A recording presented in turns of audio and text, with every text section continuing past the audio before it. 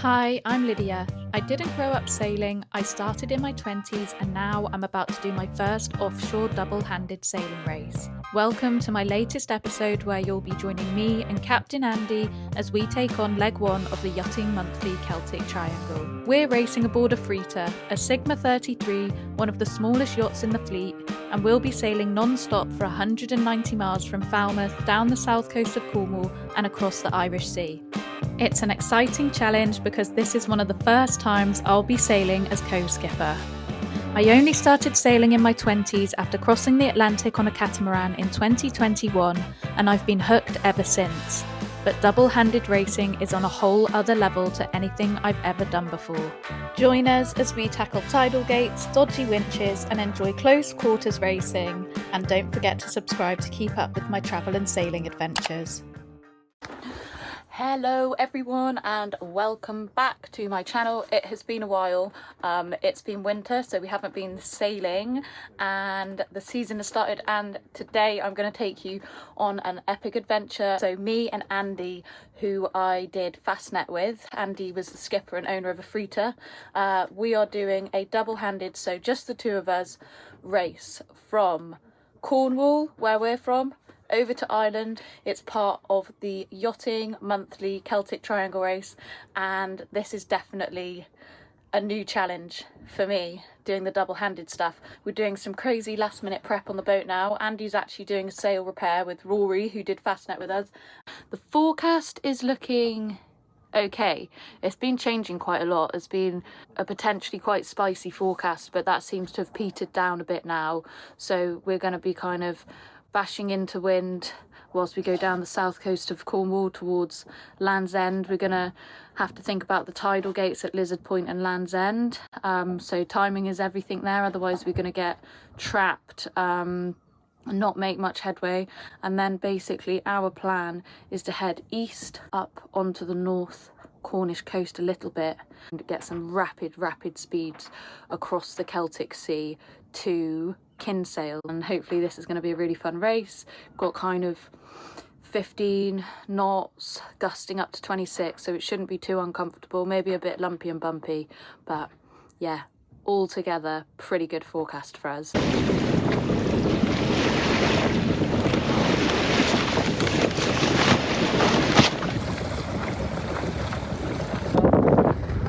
you a little bit more south and over the flat.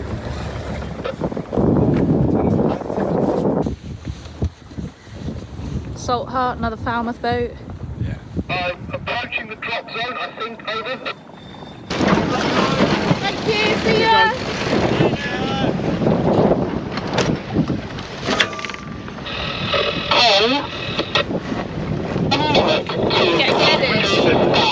Getting headed. The tide's dragging us down. I'm struggling to make it. Hang on, let's get in there. We're going to have to tack, Andy. We are going to take really about.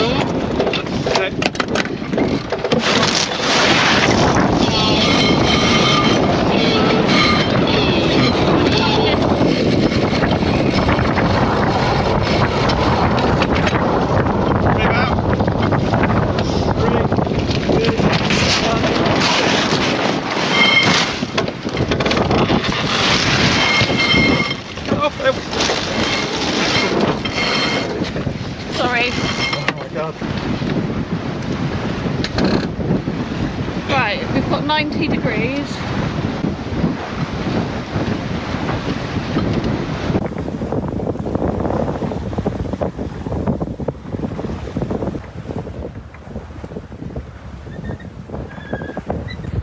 So we f***ed up the start a bit there, which is something we quite often do. Yeah, we got swept by the tide onto the mark and got a wind shift at the same time, so we had to tack last minute. Unfortunately, some beautiful but not very convenient for us classic yacht right in the way, and then I sort of messed up the tacks as well, so they weren't the quickest, and yeah, we didn't have the start that we wanted, but we've got 170, 190, something like that miles to make up for it, so hopefully we make some good decisions and reach these tidal gates off of the Lizard and Land's End and get a good position ready to sail to the rum line over the Celtic Sea. So yeah, a little bit of a disappointing start, but we're going fast, and yeah, it's all to play for still.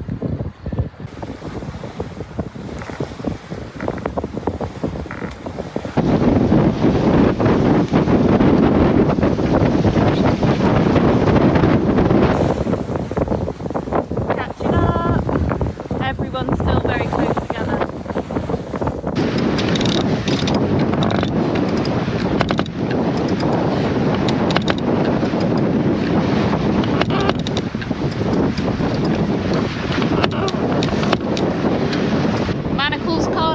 Oh yeah. First marker of the course. We're gonna have to sheet in, aren't we?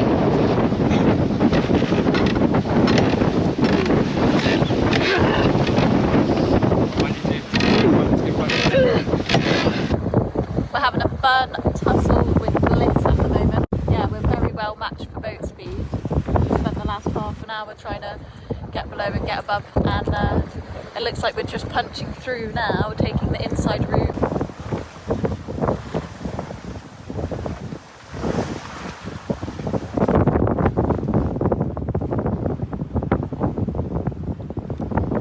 As we neared the rounding of Lizard Point, we'd caught up with all of the other boats in our fleet. Our tactic of staying close inshore to make the most of the tidal gains and minimise the distance sailed had more than made up for our earlier mistakes. So we tacked just after Furiosa, and I think we've got just ahead there.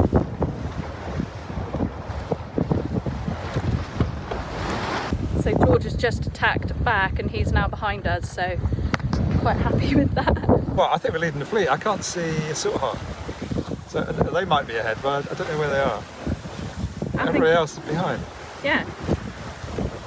How exciting! To adjust things, the pressure's getting softer.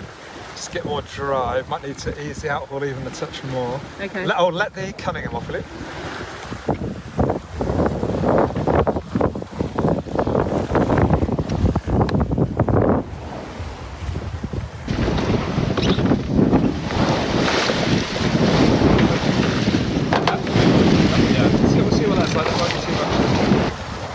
What do we know about the boats behind us?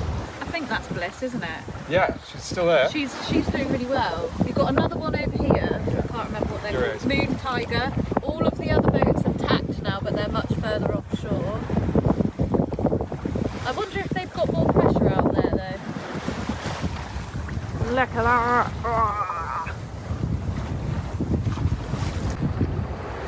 So we're still ahead, but we've got not very good boat speed now. We're bashing tide, we got 4.5 knots through the water, bashing about a knot of tide, and it is only 20 past 1, so that's happened earlier than we expected. Quite light pressure, under 9 knots, and yeah, we're getting a bit worried now. Bliss came quite far inshore as well, and she's tacked off. And when I've checked the AIS, some of the other boats in our class, so like Furiosa and Saltheart, are hooning it by the looks of things. They're getting 6.5, 7.5 over the ground, so I'm wondering if maybe the tide isn't affecting them as much out there, and also there's a bit more pressure. So yeah, we'll see. I don't think there's any point in trying to tack out. We're pointing in the right direction. Yeah, at least we are headed straight for our bearing.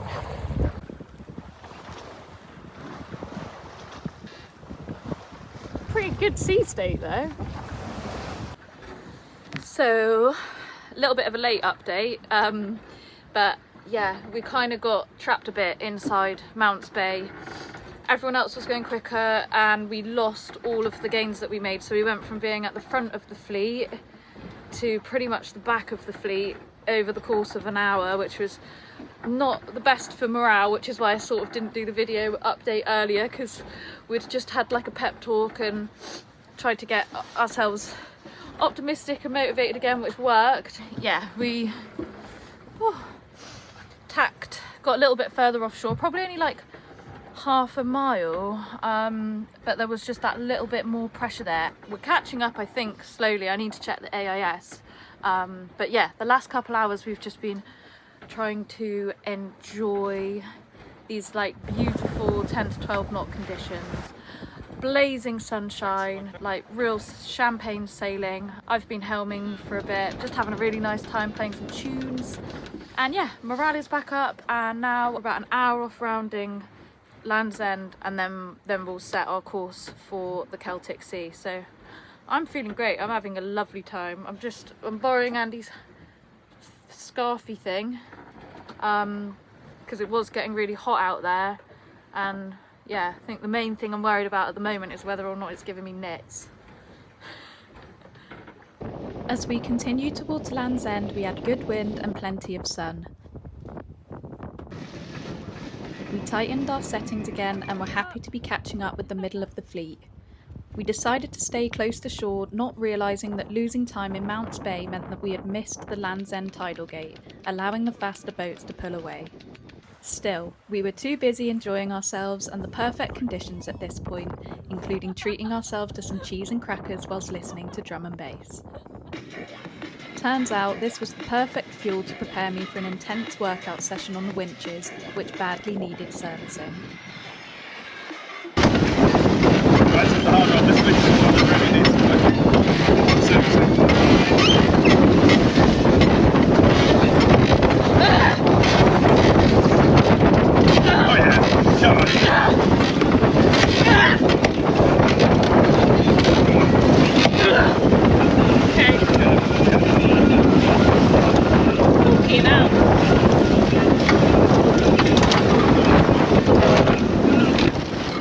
Luckily, after refining our tacks, the winching got easier and we made good progress towards the next mark, the Runnel Stone.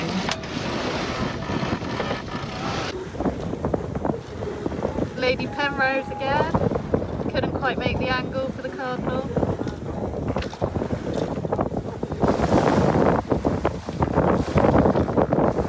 I think we've taken the chunk out of Salt Heart. Yeah. They're up here. Yeah. So it looks like everyone's taking the same tactics,